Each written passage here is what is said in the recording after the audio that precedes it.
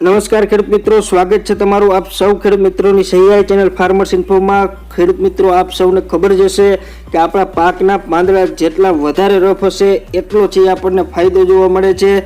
તો પાકના પાંદડા છે એ રફ કેવી રીતે કરવા તેના વિશેની સંપૂર્ણ માહિતી આજે આપણે આ વિડીયોમાં આપીશું, જેથી કરીને વિડીયોને અંત સુધી ખાસ કરીને જોઈ લેજો। તો પાંદડા રફ હોય તો એનો ફાયદો શું થાય, તો કે પાંદડા રફ કરવાથી ફૂગ અને કોઈ પણ કીટકના એટેક જે થતા હોય આપણા પાક ઉપર એ એટેક હુમલા છે એ ઓછા થઈ જાય છે।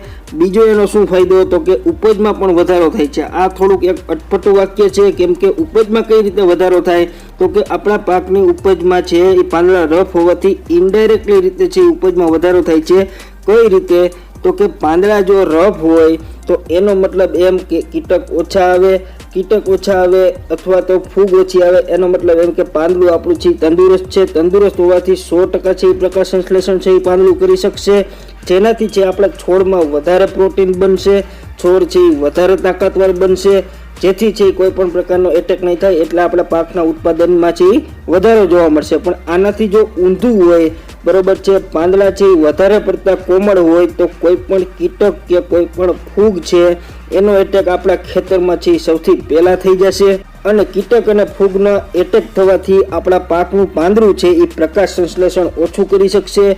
જેમ ઓછું પ્રકાશ સંશ્લેષણ થશે એમ આપણા છોડમાં પ્રોટીન ઓછું બનશે અને આપણો છોડ છે એ નબળો પડતો જશે, જેનાથી ઉત્પાદન પણ છે આપણને ઓછું જોવા મળશે। હવે ખેડૂત મિત્રો, આ ફૂગ કે કોઈ પણ કીટક છે આપણા છોડ ઉપર એટેક છે કેવી રીતે કરે છે તેના વિશેની તમને માહિતી આપી દઉં।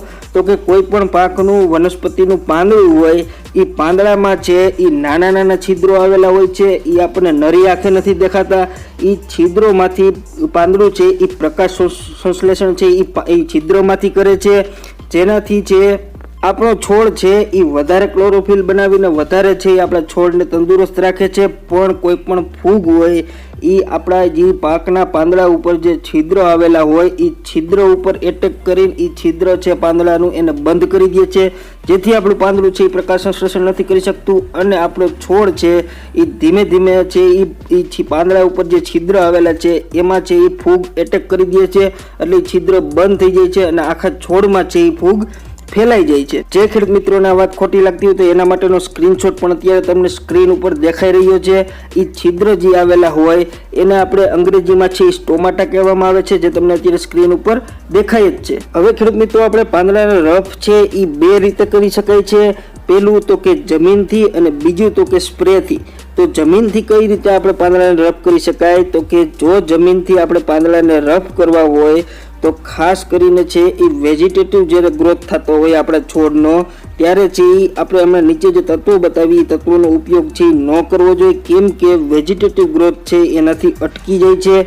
કેવા આપણે ખાતર નાખવાથી છે આપણા પાંદડા રફ થાય છે, તો કે 05234 આ ખાતર નાખો તો પણ જમીનમાં, આ ખાતર નાખવાથી છે આપણા પાંદડા રફ થાય છે। કોપર સલ્ફેટ છે એ નાખવાથી પણ આપણા પાકના પાંદડા રફ થાય છે। પોટાશ કે મેગ્નેશિયમ જેવા તત્વો નાખવાથી પણ આપણા પાકના પાંદડા છે એ રફ થઈ જાય છે। કોપર સલ્ફેટ એટલે માર્કેટમાં કેવા સ્વરૂપે મળે છે, તો કે બ્લુ કોપર જે પ્રોડક્ટ આવે છે એમાં કોપર સલ્ફેટ હોય છે, કોસાઇડ આવે છે એમાં પણ છે કોપર સલ્ફેટ હોય છે। જો એવા ખાતરનો ઉપયોગ કરવામાં આવે તો આપણા પાકના પાંદડા છે એ રફ થઈ જાય છે। પણ ખાસ કરીને આવા ખાતરનો જ્યારે ઉપયોગ કરવો હોય ત્યારે આપણો પાક છે એ વેજીટેટિવ ગ્રોથના સમયે છે આનો ઉપયોગ છે એ ન કરવો જોઈએ, કેમ કે ત્યારે ઉપયોગ કરવાથી આપણા પાકનો છોડનો જે ગ્રોથ છે એ અટકી જશે। છોડનો ગ્રોથ કઈ રીતે અટકે, તો કે આ મેગ્નેશિયમ, કોપર 05234 અને પોટાશ જેવા તત્વો છે એ નાઇટ્રોજનને છે એ ખતમ કરી નાખે છે, એટલે આપણો છે પાકનો ગ્રોથ છે એ નાઇટ્રોજનના હિસાબે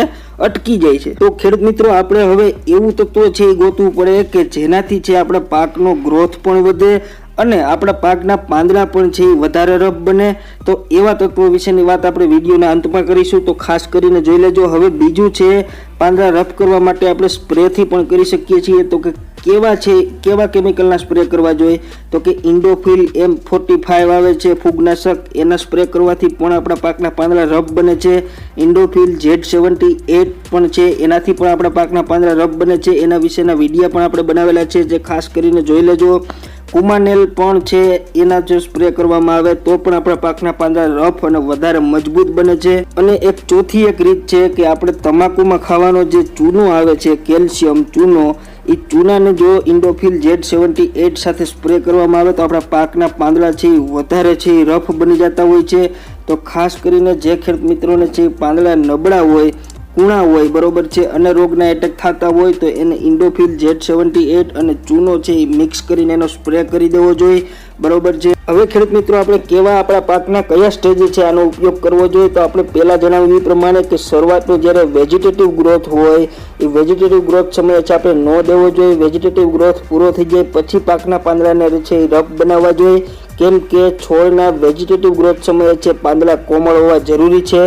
ખાસ કરીને ફ્લાવરિંગ સ્ટેજ પછી છે આપણે પાંદડા રફ બનાવવા જોઈએ કોઈ પણ પાકમાં, એટલે કે લગભગ છે આપણે પાક વાવ્યા હોય એના 1 મહિના પછી છે કોઈ પણ પાકમાં પાંદડા રફ બનાવવા માટેના કેમિકલ કે ખાતરનો ઉપયોગ કરવો જોઈએ, જે આપણે હમણાં આગળ છે એ વિડીયોમાં દર્શાવેલું છે। હવે ખેડૂત મિત્રો આ આપણે ખાતરને જે આપણે છે કેમિકલ બતાવ્યા એના ઉપયોગ સમયે કઈ સાવધાની રાખવી જોઈએ જો તેના વિશેની વાત કરીએ તો કે જ્યારે આપણે છે એ નાઇટ્રિક નાઇટ્રોજન આપણે ખાતરમાં આપણે છે ખેતરમાં દીધેલું હોય અથવા તો કેલ્શિયમ નાઇટ્રેટ દીધેલું હોય અથવા તો ગૌમૂત્ર છે એ દીધેલું હોય તો ત્યારે છે એ એના 10-15 દિવસ પછી જ છે આપણે જે કેમિકલ અને ખાતર જે દેખાડેલા છે એનો ઉપયોગ કરવો જોઈએ, કેમ કે નાઇટ્રિક નાઇટ્રોજન છે એ આપણા ખેતરમાં હોવાથી આપણે રફ પાંદડા કરવા માટેના ખાતર અને જે કેમિકલ બતાવેલા છે એ ઉપયોગ એનો છે રિઝલ્ટ નહીં મળે। એટલે ટૂંકમાં જો તમને કહેવા જાવ તો કે આપણે આપણા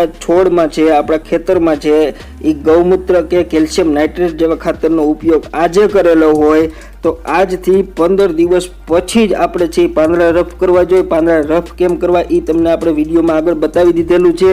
05234 કોપર સલ્ફેટ, પોટાશ, મેગ્નેશિયમ જેવા ખાતર અથવા તો કેમિકલનો ઉપયોગ કરવો હોય તો ઇન્ડોફિલ M45, ઇન્ડોફિલ Z78 અને કુમાનેલ જેવા લિક્વિડ છે એનો ઉપયોગ કરવો જોઈએ। હવે ખેડૂત મિત્રો જો આજના વિડીયોની આપણે ખાસ વાત કરીએ તો ખાસ વાતમાં એ આપણે તમને જણાવવાનું હતું કે એવું કયું છે તત્વ છે કે જે નાખવાથી આપણા છોડનો ગ્રોથ પણ વધે છે અને પાંદડા પણ છે એ રફ થાય છે, તો તેના વિશેની વાત કરીએ તો સિલિકોન છે એ એક એવું તત્વ છે કે જેનાથી છે એ કોઈ પણ આપણા પાકના કોઈ પણ સ્ટેજમાં છે એનો ઉપયોગ કરી શકાય છે। વેજીટેટિવ ગ્રોથ હોય તો પણ સિલિકોનનો ઉપયોગ કરી શકાય છે, એનાથી કાંઈ નુકસાની નથી થતી, બરોબર છે। એનો pH વેલ્યુ પણ છે 7 હોય છે, એટલે કે નથી ક્ષારીય કે નથી છે એસિડિક, કોઈ પણ નથી, ન્યુટ્રલ છે તત્વ છે જેનાથી છે આપણા પાકના પાંદડા રફ તો થશે, સાથે સાથે આપણા પાકનો ગ્રોથ પણ છે જોવા મળશે। જે ખેડૂત મિત્રોને સિલિકોન વિશે વધુ વિસ્તૃત માહિતીવાળો વિડીયો જોતો હોય તે ખાસ કરીને કોમેન્ટ કરી દેજો, તો આપણે સિલિકોનવાળો વિડીયો પણ છે બનાવી નાખશું।